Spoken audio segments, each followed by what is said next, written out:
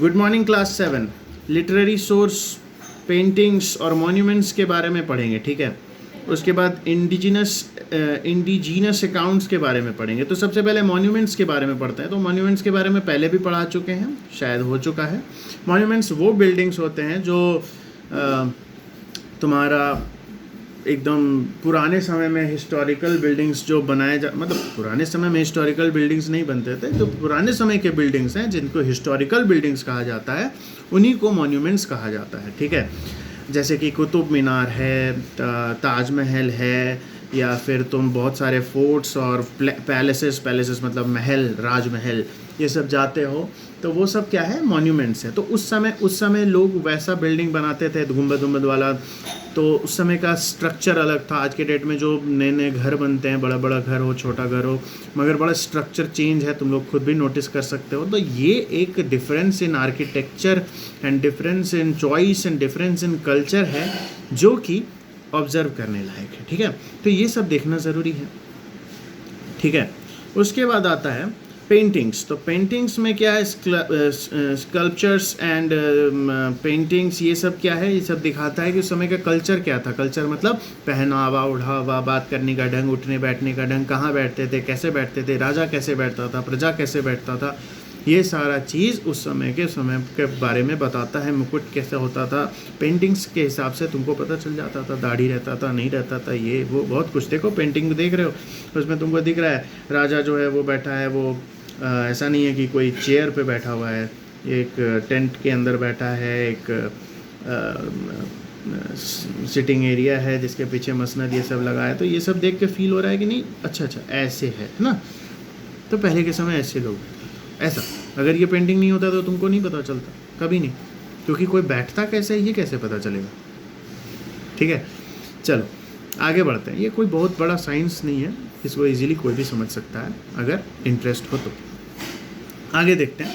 Literary source, literary evidences comprises historical writings, biographies, plays, novels, epics etcetera. अब देखो literary source मतलब लिखा हुआ सोर्स, ठीक है। लिटरेरी मतलब लिखा हुआ सोर्स, जो भी लिखा हुआ है। अब तुमको लिखा हुआ कोई स्ट्रक्चर, स्कल्पचर्स, या फिर तुमको कोई डॉक्यूमेंट या कुछ भी वैसा उस समय का मिल जाए तो तुम उसको पढ़ोगे। नहीं आता है तो उसको जो समझ सकता है उससे पढ़वा के इंटरप्रेट करोगे, और इंटरप्रेट करके समझोगे कि आखिर लोग उस समय कैसा लिखते थे, क्या लिखते थे, क्यों लिखते थे, कहाँ तक समझदारी था, क्या क्या सोचते थे, है ना। लिटरेरी सोर्सेज को कहते हैं। Medieval manuscript on palm leaf लिखा हुआ है, देखो पढ़ो। तो इंडिजिनस अकाउंट क्या होता है, ठीक है। तो medieval manuscripts in India were mainly written on the bamboo leaf मतलब बांस के पत्ते पे लिखा जाता था मैन्युस्क्रिप्ट्स को। पाम लीफ पे लिखा जाता था, पाम मतलब पाम के लीफ पे, ठीक है।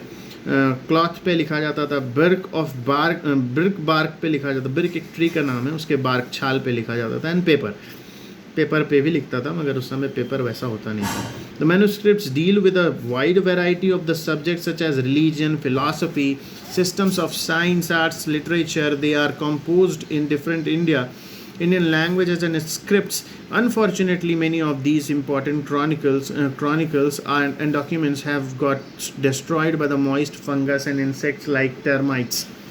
अब क्या है, ये सब लोग तो पत्ता पे लिख दिए, पत्ता पे सुखा के ये वो करके लिख दिए, लेकिन ये पत्ता, छाल, ये सब तो बायोडिग्रेडेबल है। बायोडिग्रेडेबल मतलब माइक्रोब्स के द्वारा खा के ख़त्म करने योग्य है। जैसे हम लोगों का बॉडी हुआ या कोई भी चीज़ हुआ जिसको हम लोग ज़मीन पे डालते हैं तो वो आज से 100 साल बाद देखने जाओगे तो ख़त्म हो जाएगा, कुछ नहीं मिलेगा, अवशेष भी नहीं मिलेगा। तो वो क्यों है? अगर लोग मर रहा है, बहुत पहले भी मरता था, तो सबका अवशेष मिलना चाहिए। हर जगह अवशेष, लाशों लाश, ढेर लाश नहीं मिलता है। क्यों नहीं मिलता है? क्योंकि उसको माइक्रो ऑर्गेनिजम्स धीरे धीरे खा के ख़त्म कर देते हैं। सबसे पहले चमड़ी, मांस, ये वो, फिर हड्डी भी खा के ख़त्म कर देता है। तो धीरे धीरे ये सारा चीज़ ख़त्म हो जाता है। तो ये सारा चीज़ जो ख़त्म होता है तो बायोडिग्रेडेबल है, इसीलिए प्लास्टिक का यूज़ नहीं करना चाहिए, क्योंकि वो बायोडिग्रेडेबल नहीं है। उसको रख दो तो जमा हो जाएगा, धरती के नीचे रखो, पानी में रखो, जहाँ रखो जमा होते जाएगा। इसीलिए प्लास्टिक का यूज़ नहीं करना चाहिए। मगर हम लोग समझेंगे नहीं, बहुत आराम से हम लोग यूज़ करेंगे, और जब धरती ख़त्म हो जाएगा तो एंजॉय करेंगे। अच्छा, धरती ख़त्म हो गया, मज़ा आ गया। तो ये सब बड़ा ही ज़रूरी बात है जिसको बहुत ही यूज़लेस ढंग से लोग लेता है। फिर भी चलो अच्छी बात है। पॉलीथीन कभी बंद हो जाता है, कभी फिर चालू हो जाता है, फिर हम लोग ढेर सारा सामान खरीदते हैं। नहीं भैया, धनिया भी पॉलीथीन में दीजिए, मिर्चा भी पॉलीथीन में दीजिए, टमाटर भी पॉलीथीन में दीजिए, पॉलीथीन में दीजिए, पॉलीथीन पॉलीथीन पॉलीथीन, इधर से उधर से ऊपर से नीचे हर चीज़ पॉलीथीन से बना हुआ है। पॉलीथीन का यूज़ नहीं करना चाहिए, मगर ठीक चलता है क्योंकि हम लोग ह्यूमन हैं, हम लोग तमीज़ नहीं है, हम लोग की धरती है, बचना चाहिए, इसलिए हम लोग यूज़ करते हैं हर चीज़। ठीक है, तो बायोडिग्रेडेबल वेस्ट, बायोडिग्रेडेबल होता था ये सारा जो भी पेड़ का छाल पत्ता ये सब पे लिखा जाता था, तो ये सब तो माइक्रो ऑर्गेनिजम्स खा के ख़त्म कर गया, तो कुछ नहीं मिलता है। फिर भी बहुत कुछ जो बच गया किसी तरीके से तो वो मिल जाता है। Bards, the poets and the chronicles were appointed by the king.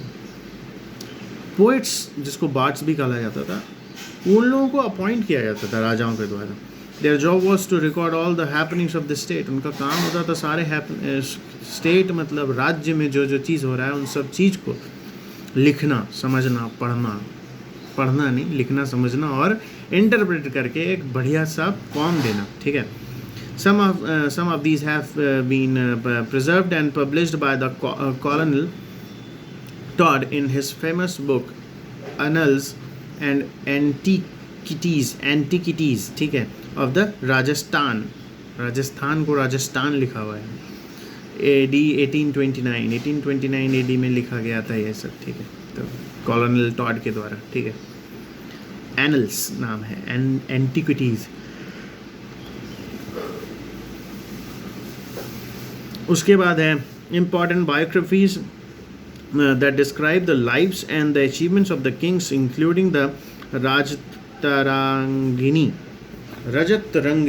रजतरंगिनी by Kalhana, written in the 12th century AD। 12th century AD में लिखा गया, तो सोचो 1200 में।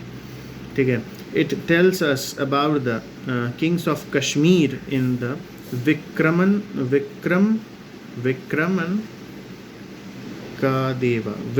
का देवा चरित्र 11th century AD। ठीक है, उसके Chalukyan writer Bilhana describes the achievements of the king Athirajendra. ठीक है, देखो ये इंपॉर्टेंट है, तुम लोग इसको पढ़ लेना। ठीक है, वैसे तो तुम लोग जीवन भर नहीं याद रख सकते हो, मगर कम से कम इस साल भर याद रखो। ठीक है, तो कल्हाना लिखा गया था। ठीक है, फिर बिल्हाना। ठीक है, कल्हाना के बाद बिल्हाना। ठीक है, describes the achievements of the king Athirajendra. ठीक है, जो चोला एम्पायर के थे। चोला एम्पायर हम तुम लोगों को बताया, साउथ वाला एम्पायर जिसमें कोई भी हमला नहीं कर पाया था। क्यों नहीं कर पाया था? क्योंकि बहुत साउदर्न एरिया में था और बैरियर्स भी था, तो लोग वहाँ तक पहुँच नहीं पाए, इसलिए वो अपना सारा डायनेस्टी को बचा सके थे। ठीक है, Prithviraj Raso composed by the चांद बरदाई के द्वारा लिखा गया था। पृथ्वीराज राजो इन the 12th century AD is the account of the life of the famous Rajput ruler Prithviraj Chauhan के बारे में लिखा गया था इसको। ठीक है, इसमें पृथ्वीराज बरदाई लिखा गया था। ठीक है, उसके बाद आता है फॉरेन अकाउंट्स। ठीक है, तो आज तो क्लास काफ़ी हो गया लंबा। ठीक है, तो तुम इसको 2 बार ज़रूर सुन लेना, क्योंकि हिस्ट्री है, 2 बार सुनने से बेटर याद रहता है। इसके बाद हम लोग जो है कल इस चैप्टर को एंड कर देंगे, मार्को पोलो इन सब के बारे में पढ़ के। ठीक है।